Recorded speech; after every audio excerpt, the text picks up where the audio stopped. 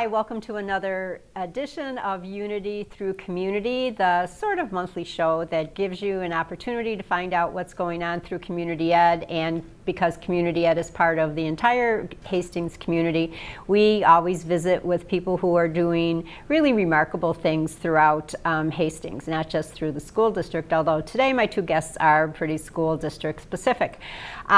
It's the fall. The day we're taping is one of these gorgeous September fall days that makes you say, I know why I live in Minnesota. So you should remember that in January when you're asking yourself, why do I live in Minnesota when it's cold and gray and a lot of snow. Evidently, Farmer's Almanac is telling us we're going to have another cold winter, so we'll see. Sometimes they're wrong. The community ed classes, you've gotten your brochure by now, and if you've misplaced it, you can certainly call our office at 651-480-7670 because we would have another copy for you. But even more convenient for you is to go online at www.hastingscommunityed.com, and you can just page right through the brochure online, so it's really easy for you to do. A couple things I want to talk about that are coming up, and something we just recently had Monday night was our Life Reimagined checkup that about 20 people attended. We have another one coming up on Tuesday, September 30th from noon to 1:30. This is our event that we're doing in conjunction with AARP and an organization called Shift. And if you're in any place, way, shape, or form thinking about retirement, or it might be in your future, this is a great opportunity for you to sit down for an hour and a half and just start to think about what is it that I want to do when I retire. So it's not the financial aspects, it's more of the social emotional aspects of retirement. And as I have the opportunity to talk to so many of my friends who have retired already, they are telling me, I wish I had done that. I wish I had thought a little bit more about what my life was going to look like every day. So that's coming up on September 30th. Or we are also offering a book study for the book Life Reimagined, and it's a 4-session class on the 4 Tuesdays in October, $99, and we do have some scholarship funds available that were made given to us by our friends at the Communities for Lifetime Aging Initiative in Dakota County. So give us a call, 651-480-7670, and we'll be able to sign you up for that. And now, one thing I almost hesitate to mention, but we are already getting phone calls in our office for Turkey Bingo. It has become a big event here in Hastings. Everybody loves Turkey Bingo. We are doing it on the Friday before Thanksgiving, which I believe is November 18th. It is a free event, and you can go online right now and register. We do ask for pre-registration, so that's www.hastingscommunityed.com. It is a family event. We see people coming in with the babies in the little buckets, and then their younger children, their school-age children, their aunts, their uncles, their grandparents. It's a great evening from 6 to 8, and the best thing about it is we do have actual turkeys that we give away at Turkey Bingo. So yes, it's coming, and there'll be more information out about that as we get closer to Thanksgiving. I can't believe people are asking about Turkey Bingo already, but yes, we're doing it. So. And we're back to school, and there have been a lot of changes in the Hastings School District. We have, I think, 6 new administrators. Five new administrators, which is a lot in a district our size. And so one of the people we have with us today is one of our new administrators, Amy Berge. Hi, Amy. Hi, Mary. And Amy's position is? I am the Assistant Director of Special Services. Okay, so tell me what are special services? Special services entail the special ed program. We oversee the EL, nurses, psychologists, social workers. Okay, so EL is? English language learners. Okay, okay. Yeah, that it used to be called English as a second language. And I remember discovering, much to my chagrin, that many of the people who were coming in learning English, it was not their second language. It was their third or fourth or fifth. They were pretty multilingual by the time they hit our doors. Right, yep, that's very true. Yeah. So tell me a little bit how you came to Hastings. You're new here, and what's your background? And Yeah, well, I started out my career in special ed as an early childhood special ed teacher. Okay. And I did that for about 6 years. And then I also spent some time in the elementary schools as a specific learning disability teacher, as well as an emotional behavior disorder teacher. And I Okay. did that for a few years. Okay. And then I moved out of state and I worked for a nonprofit that worked with adults with developmental disabilities. Wow, so you've gone from this end to this Yeah. end. That's really cool. Yeah, so I've really seen the spectrum of working with individuals with special needs. And then I moved back and spent my time as a coordinator with a school in Minneapolis. And then I went and completed my administrative license. Okay. And then the last couple years, I worked for a nonprofit where we delivered Director of Special Ed Services to charter schools throughout the Okay. state of Minnesota. Okay, okay. And so when your position opened up, because Laura Bolstead, who had been here, and I know Laura wouldn't mind if I said she's been here a long time, was able to make that decision and decided to retire. And then Don Schold, who had been filling in as the Director of Special Ed, also retired, so that opened up 2 positions. Correct. And you've come in as our Assistant Director, and we're so happy you're here. Yeah, thanks, Mary. I'm happy to be here in Hastings. Okay, so tell me a little bit about early childhood special education, because and we were talking off camera. I have a grandson who's almost 22 months, and last summer was diagnosed with a seizure disorder, but also it was described as a catastrophic diagnosis. And one of the first things I said to my daughter is, you know what, you need to call early childhood special ed.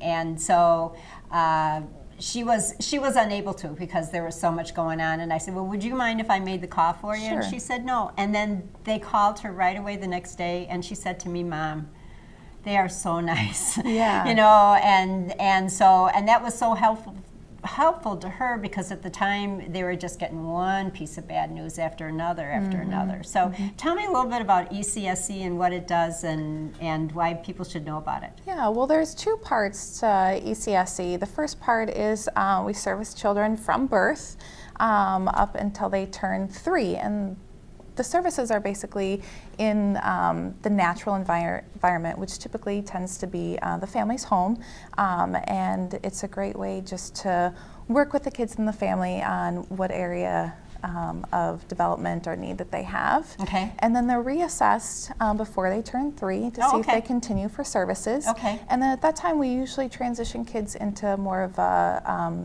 school-based setting, and they would get their services in a preschool setting. Okay, which is pretty typical of kids anyway, that by the time they're 3, parents are looking at, let's send them to some sort of preschool or whatever. Right.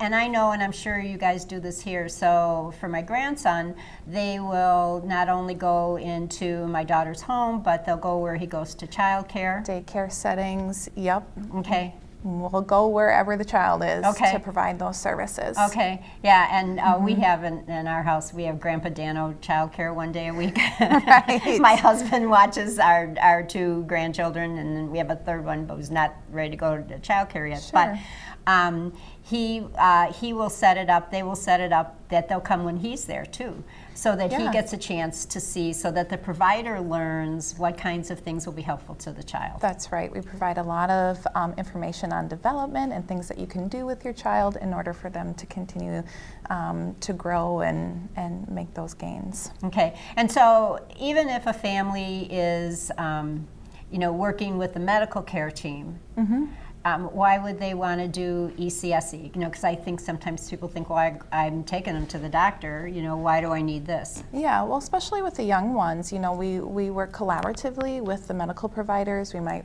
work with a public health nurse. It's really an interagency model that we use, so that we pull in everyone, because we're really working with that child so that they continue to grow and make progress. Okay. That, it really is a blessing. And I knew that from having worked in early childhood for many years, but when you have it in your own family, just knowing that somebody was there and they would help, and And we go, beyond helping families find different services that they may not be, they may not know about in their community. So we're all about trying to make those connections and make it easier for the families. That's great. And then when they come to school, and people may not know this, so we have a community education preschool and a school readiness program, and all those programs are integrated so that it's kids who are typically developing alongside children with special needs, so it really is a nice environment for everybody. Right, right. It's so important to have that inclusive model, and kids learn from each other, and it's just a great way for kids to learn in that integrated setting. And I think it's really important for typically developing kids too, because we worry about, as kids get older, we worry about bullying. Right, right. And when they've gone to school with kids who aren't exactly like them from the get-go, it's just normal. Which is just really great. That's cool. Yeah. And one aspect that we collaborate on with you, our early childhood family ed programs and early childhood special ed, is early childhood screening, or a lot of times people refer to it as kindergarten screening. But it's more than a kindergarten screening. Can you talk a little bit about that? Yeah, well, we like to, in the state of Minnesota, kids must go through the early childhood screening, and it's just a check just to see where the kids are developmentally, and we start at 3.5 and go up till 5 before they enter kindergarten, and we look at their small motor skills, their gross motor skills. We look at where they are with their learning, and some social emotional stuff, as well as the health piece too. Checking the vision and the hearing, and that their immunizations are up to date and everything. And it's a check, because if there was something that came out of that screening, we're able to help those families and see if they might need some early intervention. Okay.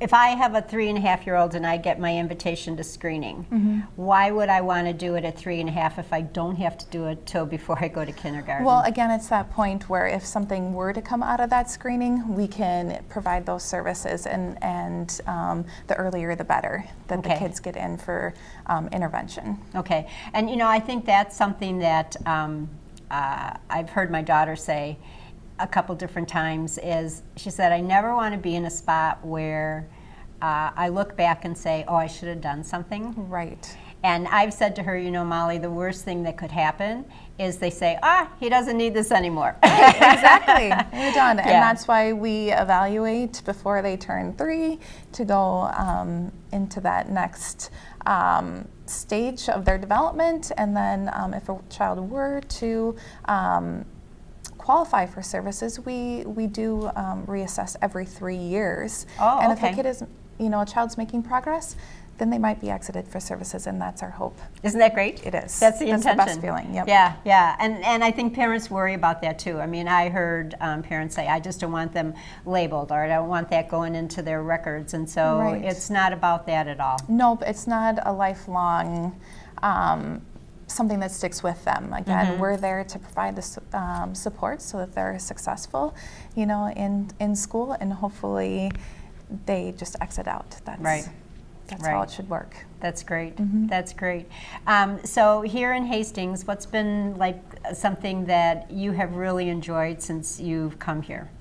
Well, it's been a while since I've worked in early childhood special ed, so I'm so happy to be back and part of that team, and we have a great, wonderful, caring early childhood special ed team, so it's been wonderful to work with them. It's been wonderful to meet families, and especially meet the students.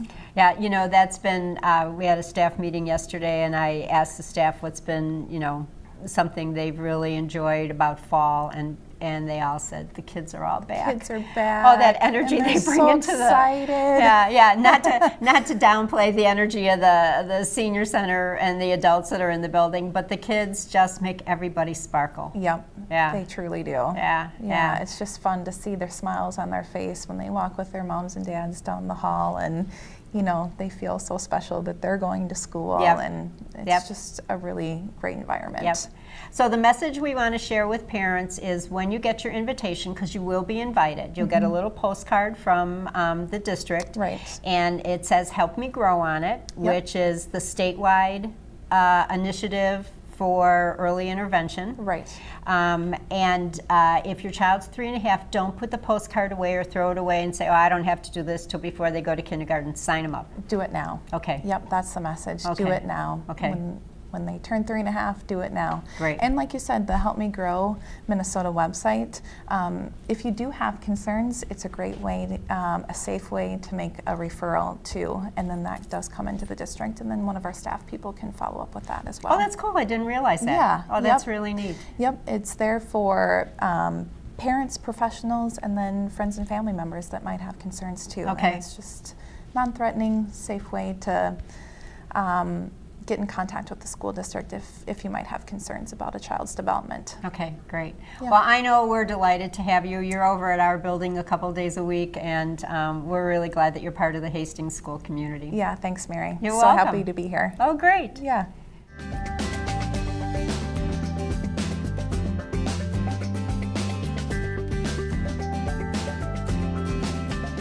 Well, I have my second guest today is also a member of our school district, but he is not new as Amy is. It's Tim Collins, who's our superintendent of school. Hello. Hello, how are you? I'm good. How are you? Very good. Good. Off to a good start of school? You know, we've had just a wonderful start, knock on glass, and as with everything, yeah, as with everything, a few wrinkles, transportation, our 6-period day, you know, getting some adjusting to that and Okay. trying to lower class sizes, but very good start, and excited for the rest of the year as technology continues to bring new and exciting things to Oh, our yeah. schools. It's amazing, isn't it? Yeah, it is. It's Just amazing. amazing and challenging. Yep. As you know, and I think you and I were talking the other day, you know, technology, we think about iPads, laptops, et cetera, but it's also online, and what can we be doing, and what should we be doing with registration, and you were talking about that a little bit about, you know, school age care going to, you know, online, and yet there's maybe not as much usage as you would think there would be. Right, right. There seems to be some reluctance for people to use the online tools, and you know, increasingly, I think we're going to be moving away from having any ability to do things other than online. Yeah, I know that, and I'm still in the dynamic of just tell me what to do, you know. Yeah. Just tell me where to sign my name, what do I have to do? But I think as my children continually remind me, those days are gone because they prefer to do it online. And we're just kind of in between that generation, I would say. And we see that with our young families in early childhood. You know, they would much prefer to register online. They don't bring their paperwork in, you know. But the families who are school age care, they're just a little bit older than that. So yeah, it's interesting to try to keep up with it and make sure you're providing good customer service. You know, that's what we're looking at from our end. So. Right, but as you know, as far as that goes, I shared with the school board last night. You know, online school age care going that route, our software with you know. When we get into Elevate, which is a program for intervention in our middle school, and I was able to sit in and watch some students as the technology helps the teacher assist, you know, what readability is the student at. Right. And you can get to all 30 students immediately. You know, back when I was in the classroom, I'd have to sit down with that student individually. Well, now technology is allowing us to assess everybody at the same time, and then I, as a teacher, whether it be during my prep time or in the evening, I can quickly then go out and look where they're all at. And so the speed by which we can assess, the speed by which we can bring resources to our students is just really Right. mind-boggling. And of course, that reminds our citizens then that there's a cost to that too. Right. And that's providing the Wi-Fi, the structure, the infrastructure for our students. But it's amazing. It's moving at a crazy speed, but it's just really good to see. And you know, we also experimented a little bit with some Apex online learning. Okay. What's and so it's you know, it's You know, you and I know all the acronyms. Like my husband will say he'll go to a party, you know, where it was when I was teaching, it was all teachers, and he'd walk out of there and say, I had no idea what any of you were talking about all night because we were using all the acronyms. Yeah, I really don't even know what Apex stands for, but what it is, it's a company that has designed geometry lessons, social studies lessons, English lessons, whatever lessons that there might be out there that meet the standards Okay, in the state Common of Core. Minnesota, Common Core Okay. standards. And there's a buzzword with Common Core. People don't want the Common Core, but so I'll say standards. Okay. And so we've been dabbling with it in a variety of ways. So for example, a student has surgery and they have to be at home for 2 to 3 weeks. Well, for us to line up a substitute teacher to go into the home and help Yep. the student, and that substitute teacher might look at us and say, I don't know calculus, Yeah, yeah. I don't know geometry, and so we can get the student into right where the teacher is in their curriculum, and they can be doing it online. Now, does this work for every student? No. Right. But so that's one way that we can do it. In our summer school this year at our high school, we were able to say, you know, if we went online and we had 20 students all working online, 5 of them in English, 5 of them in social, 5 of them in math, would we have to hire our own math and social studies teacher to be there? Well, somebody's got to answer their questions. So we decreased, so we had some staff there, but we were able to decrease our staff Okay. and use the online learning. So Okay. that's another way that technology is coming into our schools and into the lives of at home some of our Right. students as well. And you know, for a student who in 9th grade maybe failed first semester of English, now do they have to wait all the way Until 10th grade? till 10th grade? Okay. Or do we start them in second semester English and say, but in the summer, you have to come back and take English online? Right. And so it's a great tool for our staff, it's a great tool for our administrators, and I shared Right. some of that with our school board last night, that we're off and running and we're not Right. decreasing. And I know that you were at a meeting today that we were talking about LearnPads in our Yeah, elementary. yeah, and, yeah. I think everybody out, I shouldn't say everybody, but a lot of people out there know what an iPad is. A LearnPad is a very similar device, same in size, but it was designed by a company just for education. Okay. So they're not necessarily... Somebody saw the niche in the market and went after it. Right, and yeah. they're like, why would you need a tool that does everything that the iPad does? Right. And so anyway, they designed something that for an elementary age student, it's just crazy. First grade students, second grade students, they have their LearnPad in front of them, and 24 of them can be working on a lesson, and the teacher can be actually standing facing them. And she can see on her LearnPad what everybody's doing. Oh, cool. And so the beauty is that she can, you know, a lot of times for a lot of our listening audience, when they were in school, their teachers sometimes had their back. And what happened then? I know that you were no angel. So there were some things that were happening. And that still happens today with our whiteboards, Sure. our smart boards, et cetera. But with the LearnPad, the teacher can actually be standing behind the students, walking behind them, and instructing right from her LearnPad and seeing what they're all doing. It's just a wonderful tool, and we're getting into that That's as cool. well. So. And you know, that stuff has all, I know community ed, probably about 5 years ago, had a conference, and the focus was, what are we going to do with all this technology coming in with the MOOCs, you know, where people can go out and get anything you want to learn. There's a TED Talk for it. You can go on YouTube. You can online, and you know, these massive online classes. You don't have to pay anything for it. Who would still come to a community ed class? And you know, what we've seen is that people still want that human interaction. So what I think, one thing that impresses me with what we're doing with technology is we're really looking at how does it become an additional way that kids learn, not because I think what sometimes people are afraid of is, okay, well, if all it's going to be is putting the kid in front of a screen, you know, we already have these online learning where nobody has to go out of their bedroom. They can just learn all day in their pajamas. And from a community ed standpoint, we would say, well, you know what, that's not quite so true. People want to talk to each other. People want that interaction. People want to look at an expert, whether it's the teacher or an instructor in a community ed class, and say, tell me a little bit more about that, or help me learn a little bit more about that, or I have a question.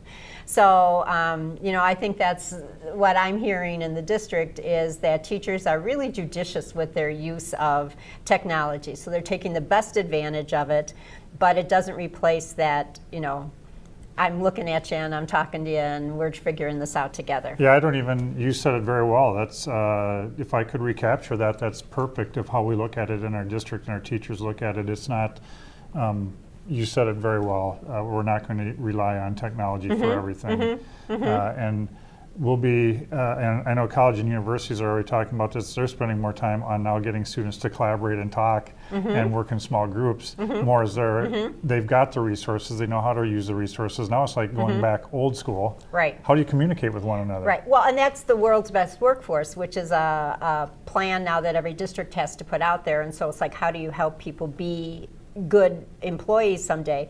And I still hear over and over again and read the research that says the soft skills are so critical, because unless you're going to be a computer geek, and I don't mean that in a negative way, if I was, I'd be making a whole lot more money. You're jealous. I am. I just read about a guy yesterday. I think he's in the Twin Cities that he's 35 and he's considered old, selling off his startup, for $20 million or whatever. I was like, oh man, I missed the boat on that. But that in order to really do well in the world, you have to have those soft skills. You have to be able to collaborate. You have to be able to get along with people and have conversations and listen. And so I think that's a real challenge for the schools as all the technology comes in, is figuring out where is that middle ground for folks, because you don't want a group of people coming out who think the answer's in the screen. And I get asked that question a lot, will online replace public schools? Will there be more and more students at home, learning? And definitely, I think it's going to be an advantage to be able to do both.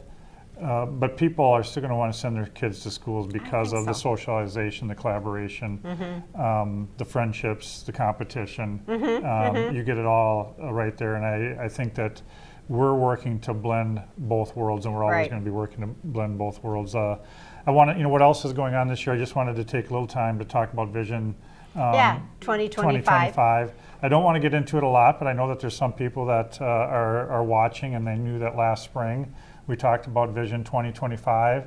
There were people who gave of their time. They came to public meetings. After that, it was followed up with an advisory committee that tried to narrow down what that big group put into 8 categories, and we were able to do that. And we will have a public meeting again down the road here. We were actually hoping that it would be by October, but sometimes to do things right, it takes a little bit more time. And so now we're reaching out to that group of people and seeing who would want to be on these 3 committees. And we can't, unfortunately, we can't have committees that are size 20 to 25. Right, nothing gets done. Nothing gets done. So we're trying to keep it to around 12 people per committee.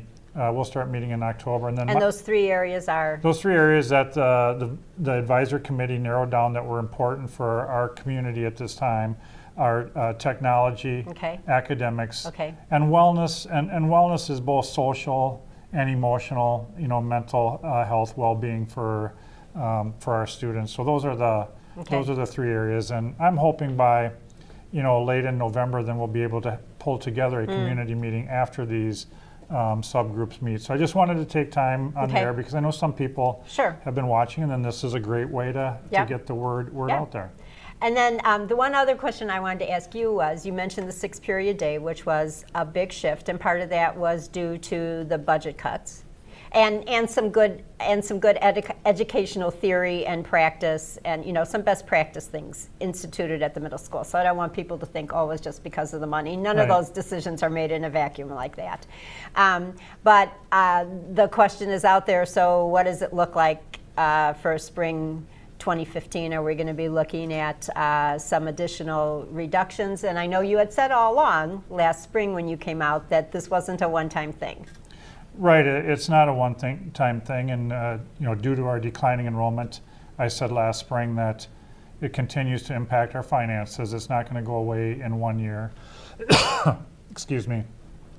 We've had some good news this fall. Our enrollment's up a little bit above where we projected, but it's not going to cure a $1 million deficit that we see each year for the next 3 to 4 years for sure. Right. And so do I still see some cuts and reductions in the spring? Absolutely, I do. Okay. Do I see them needing to be made as severe as what I thought maybe 6 to 9 months ago? No. Okay. But I still think that there's hope. Yeah, no, I still think, good when your enrollment's up, that definitely helps, but Right. one of the major areas that our enrollment is up is in kindergarten. And so you're thinking, well, that's great, because then for the next 12 years, your enrollment should be up above where you're projected for that grade level. And I've talked about the fact that this year we went all-day kindergarten. Right. It was well known last spring that legislators were strongly considering. It was known even prior to that. There's been a lot of talk. And so I don't know if our enrollment is up in kindergarten because some parents said, well, my son or daughter is a June or July, August birthday. I'm going to maybe wait till all-day kindergarten comes. And is it partly a financial reason too? Yeah. Sure. Oh yeah. Sure it is. Oh yeah. We know what daycare costs are. We know that aspect of it. And did some people send their children this year because all daycare was out there? And is that why we have an increase? And then next year, we won't see as many we won't kids. see as many. And so even is the increase some of our students that we were going to have anyway, we'll know more of that answer. But still the good news is that our enrollment is slightly up from what we're projecting. And that definitely helps with some of the money. And our budget came in the black. And it's, for people who don't know, when I set a budget, I set it very tight. There are some superintendents that have the philosophy of, well, I'll cushion snow removal 80,000 more than I think. Okay. I'll cushion electricity 50,000 more. That's my little wiggle room. Yeah. And then if I'm over in other areas, well, I knew I budgeted over there. Okay. I tell the board that I want to budget it pretty tight. And then when we're over or under, we explain why we're over and under. And you know where you're over or under Yeah, then. and we know we're over and under. Yeah. I think it's like our running your own house. You know what your gas bill is going to be in the winter months typically. You know what your electrical bill is going to be. And if you have a winter where it's 20 below for 10 days, That's right. you know you're going to be out of budget a little bit. Yeah. So we did come a little bit in the black, and so that's positive. But do we still need to make some budget reductions? Yes, we're going to still need to make some budget reductions. And I think Vision 2025 isn't going to come in, and it never was meant to come in and say, Exactly. well, now then we don't don't cut have this to. or Yeah, don't cut this yeah, or don't yeah, cut that. yeah. It is just giving feedback. It's a listening session format for the board and for myself to listen to people outside of the school on what are some things that are important to you in the community, and you get to voice your opinion. And you sat in on the meetings. You know that when you get 100 people in a room, values are all different. But we were able, amazingly, to narrow them down to 8 and then narrow them down to 3. And we mentioned those 3. So Yeah. And it's been a good process. yes. I think, and that's for me, the key thing to keep remembering is that it is a process. So when you're talking about Vision 2025, you're looking a long way out, and there will be many decisions made along that way, and there will be opportunities for Vision 2025 to inform those decisions. And then there may be decisions made that Vision 2025 has nothing to do with. I think one of the biggest pluses for me as superintendent, the evening where we had 80 to 100 people come to the listening session, at my small group of 8 people, definitely 4 of the parents there, their number one concern when we went around was declining enrollment. Okay. And I think that I preached declining enrollment so much that it created just this huge fear with them, because I said to them, well, we graduate 380 students. What high school did you go to? And they told me, well, how many were in your graduating class? 100. Oh, okay. And so then I went to the next gentleman. What high school did you go to, and how many graduated from your high school? 140. Well, even with our declining enrollment, we're going to have 300 kids in the class. Yeah. That is still a great variety of skills within those kids. You can still offer a lot of programs. And it helped me with those 4 alleviate that, okay, we're still going to be okay. Right. Yes, we're going to have to reduce our budget, but there's still 300 kids per grade level 10 years from now. And I think that's such an advantage, to families who are looking to come into a school district, to know that the high school graduates 300 kids or 380 kids, not 700 or not 1,000 or not 1,200, because those 300 kids, to me, that's such a rich experience for them. They have an opportunity to take advantage of everything that the high school has to offer them if they want to. It's like in some of the larger schools, you have to be almost like a junior Olympic level athlete in order to play varsity, whatever. And here, you don't, because there's just a fewer number of kids.